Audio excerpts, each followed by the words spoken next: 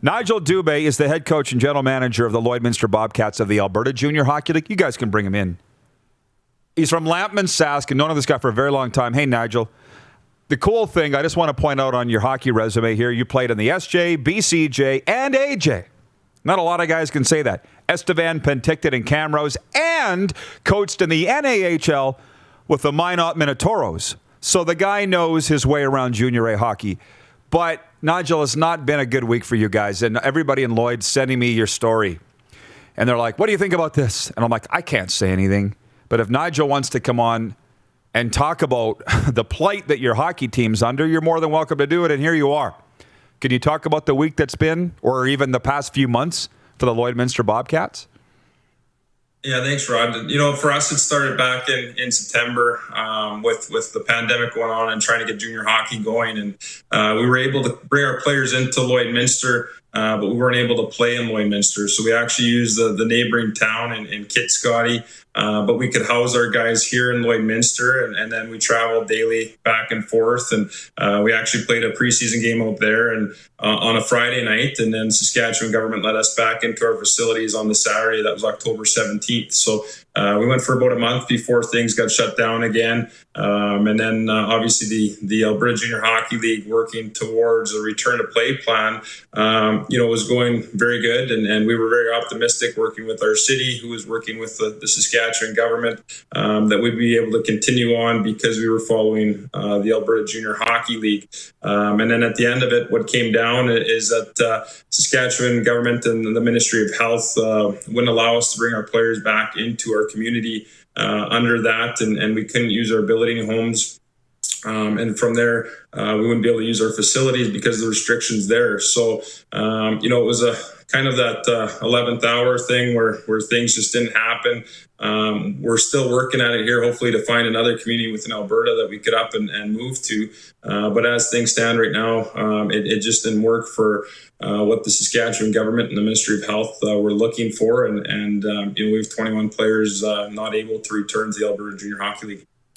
Right. Well, you're being quite patient about it and nice. Maybe last week you've calmed down a little bit from last week, but I think the crux of it here for our viewers is you weren't eligible for funding from the Saskatchewan government because you play in the Alberta Junior Hockey League, yet you're not allowed to play under Saskatchewan COVID restrictions.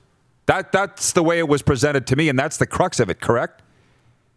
Yeah, we didn't receive that funding that the SJ did, and we've never had really anything to do with the Saskatchewan government. Everything we do goes through Alberta and everything like that. So, it's one of those that here we sit as a government that, doesn't do anything for us in our league and stuff like that. And we didn't receive that funding, but they get to dictate whether we can play or not. So is that kind of just you getting it off your chest, or you think that maybe something might change here? Well, we're hopeful. We're in day 10 of isolations. The players and myself, as far as the Alberta Junior Hockey League return to play, is the isolation before returning to the community and doing the testing and stuff. So we're in talks of hopefully trying to move to another community in Alberta. And as soon as our players leave isolation, they would start at day 0. So we don't want to do that if it's possible. And, hopefully the Saskatchewan government can come to terms and allow us to follow the Alberta Junior Hockey League and get back to it and allow our players to play in the league they're part of. Okay.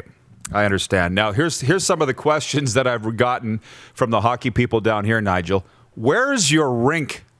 Where of the road that's the border, where is it in Lloyd? Because I don't think maybe I've been there, but I don't remember. It's about 150 feet east of the border. But the one thing that we got to ask the question too, Rod, about why we don't go back out to Kitscotty or the communities around us is because they won't allow us to use our building in Lloydminster. So we can't go back to Kitscotty. We can't do any of that. And Lloydminster's fallen under, as a city, has fallen under Saskatchewan. So I sit in Alberta here. We only have 2 players that would live in Saskatchewan with billets. So the bulk of them all live in Alberta. Our performance center with our offices and our gym are all in Alberta. We have a rink that we were willing to move to in the city that's on the Alberta side, but they don't believe that would work as well as they would call it interprovincial travel. Okay, well, here's the thing is I always claim Lloydminster as ours, as Saskatchewan. Maybe in this case, you don't want that. You could ask Greg Buchanan, Bucky, and Kurt Price, and all those guys who you know well that. So, Kate, we had a lot of viewers in Alberta, a lot, as you probably know, Nigel. What's happening with the AJ? They got started in the 3-team pods. Is that still going? What's the state of Alberta Junior Hockey League play right now? Right now, just going through the return to play protocol and isolating and then test, and then the teams are back in their respective communities and awaiting the correct amount of days and then a test again. And then the league will start games probably around the 12th of March and then play out until the end of May. So that'll get around 22 to 24 games, similar to what the Western League's doing as well. Okay, so again, you said you're on day 10 of isolation. Where do you think the Bobcats fit into this? Well, right now the clock's ticking down on what we can do. I think as far as the Saskatchewan government, we continue to push on them to try and change things. That doesn't seem to happen. I reached out in the last probably 48 hours here to over 16 communities in Alberta, and a lot of things where we are in a pandemic. And as far as facilities and what is able, we'd also have to find billets and living arrangements for 21 players and an entire staff as well. So the clock's ticking here. We just want to find a way as an organization to get our players on the ice and give them the opportunity to get the exposure as well as develop, throughout the games that we can get in. Well, good for you, Nigel, for doing that, because anybody that knows junior hockey, nobody is in this to get rich. I think they're in it not to lose too much money, but guys like yourself are into it for the players, and it's very obvious to me that you're doing that. And not to pick at a wound here or anything, but since you coached in Minot for 4 years, what did you think when you saw the photos from the arena there that's packed with their team playing? What did you think when you saw that? Yeah, I just had an owner from another NA team call me this morning and asked for an update what was going on up here, and just it's amazing the difference down there. And I think they've had 1,200 to 1,400 people in the stands down there, and hockey's going on, and you look around the social media, and people are finishing up their season, whether it be youth hockey or junior hockey. Their seasons are already wrapping up, and we're just trying to get things going up here. Yeah, well, I'll say good luck with it. Is there anything else you wanted to say today, or was that what you wanted to say? Well, we're just hopeful that we can follow Alberta here and get our guys back that are playing in the Alberta Junior Hockey League and get them part of that and get them into some games. And appreciate you having me on here, Rod. Yeah, well, I've been following your career for a long time. When I saw that we were going to get you on, I was excited to do it. Good luck, my friend, and all the best. Thanks, Rod. Head coach and general manager of the Lloydminster Bobcats, Nigel Dube from Lampman, Sask.